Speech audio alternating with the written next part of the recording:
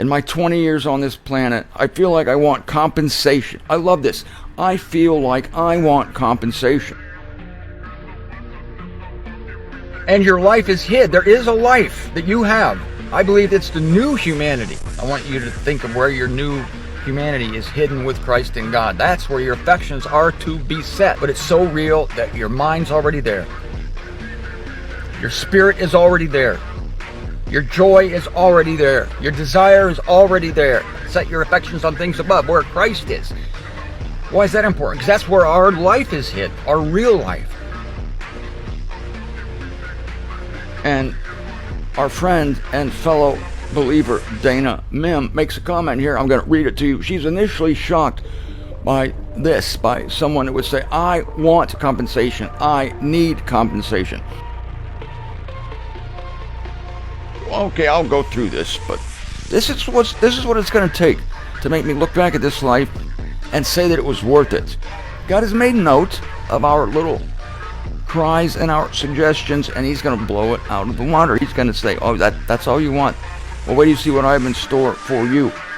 It is above and beyond our expectations. And everything that this earth has, including your old body, has no interest to you. And you're just doing enough to get this frame through, to get this body through.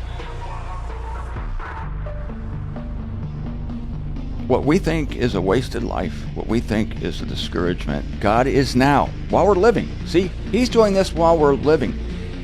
He's gathering up all these amazing things that have happened because we've been alive. Think of It's a Wonderful Life with Terms Store. It's a Wonderful Life. Think of all the things.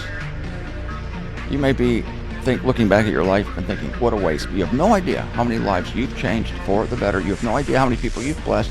You have no idea of the things you've done. And God is storing it up, just like he did for Paul. Storing it up. Wait till you see what I've done with your life. You may think it's nothing. You may be discouraged. You may think you're going to die and it's all going to go to waste. You can put your faith in him. He will not disappoint you. He will outperform any expectation you have of him. I mean, by 1,000,000 times. And you're going to be just as shocked as Paul. This is my point. You're going to be just as shocked as Paul when you rise to meet the Lord in the air and you see what God has done with your sorry, air quotes, wasteful, air quotes, miserable, air quotes, life. So be encouraged. God is faithful. He's gathered your tears. He's going to pay you back lavishly for all the tears you've shed. He's gathered your good works, many of which you don't even know what they are. You don't even know what they are. God's going to remind you. It's going to be a great day. The confetti's going to fly. The party horns are going to blow. And it's going to make Christ even happier to lavish us with these things than it'll make us. Which is not to say that we are not going to be extremely happy.